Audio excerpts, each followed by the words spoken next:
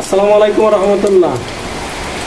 ধানের চারা দিব, এই জন্য ধানের বীজ এখন অঙ্কুর করব।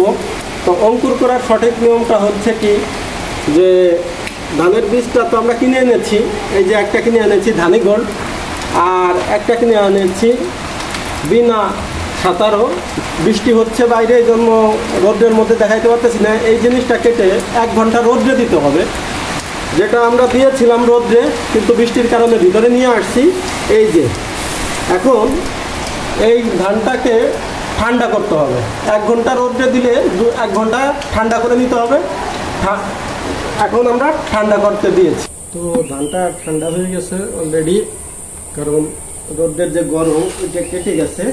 ঠান্ডা হয়ে যাওয়ার পর এই ধানে পানি দিয়ে দেবো। ধানে পানি দেবো আয়রন মুক্ত পানি, হয়তো ডিপ টিউবওয়েলের পানি দিব, নইলে নদীর পানি, আর নয় বৃষ্টির পানি। তো নদীর পানি এখন বন্ধ হয়ে গেছে, পচে গেছে। তো আমার বৃষ্টির পানি রাখা আছে, আমি বৃষ্টির পানি দিয়ে দিব। বৃষ্টির পানি দিয়ে 24 ঘন্টা ভিজাই রাখে। আমাদের যে ধানটা ভিজাই রাখছিলাম, এটা তো 24 ঘন্টা ভিজাই রাখতে হবে। তার কিছু সময় আগে, দেখা গেল 2 ঘন্টা 3 ঘন্টা আগে, এইটা ছত্রাক মুক্ত করার জন্য বাজার থেকে যে কীটনাশকের দোকান থেকে ছত্রাকনাশক যে ওষুধটা আনছি, এটা একটা পানির মধ্যে গুলিয়ে রেখেছি। আর এখন কি করব, এই যে ধানটা আগে ভিজিয়ে রেখেছি, ওই ধানটা সেকে নেব। সেকে এটা একটা কাপড় দিয়ে আগের পানিটা ফেলে দেব। আমি আগেই গুলাই রাখছি, এই যে ছত্রাকনাশক যে মেডিসিনটা, ওইটা আগে গুলাই রাখছি। এখন এটার পানি ফেলে ওই পানির মধ্যে এটা ডুবিয়ে রাখবো 2 ঘন্টার মতো। 2 ঘন্টা পর এটা নিমড় দেবো ইনশাল্লাহ। বেশি পানি ফেলাইতে হবে না, মোটামুটি ফেললেই হবে, কারণ এটা তো আবার পানির মধ্যে যাবে। তো এইটা থেকে জাস্ট পানিটা থেকে আর একটা পানিতে চেঞ্জ করা, এতে কোনো ছত্রাক আক্রমণ করবে না এবং পোকামাকড়েও খাবে না জমিতে।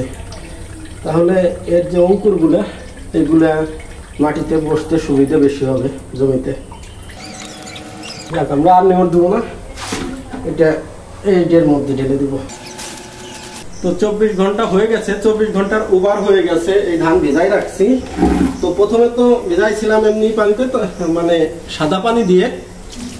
তারপরে হচ্ছে যে ছত্রাকনাশক দিয়েও 3 ঘন্টা ভিজাই রাখছি। তো 3-4 ঘন্টা হয়ে গেছে। তো এখন এই ধানটাকে নিমড় দিব।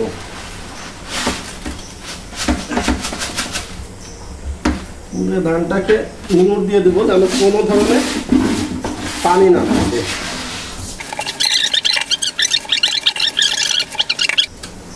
এবার ধরো এইটা এখন নিমড় দিয়ে এটা সুন্দর করে বেঁধে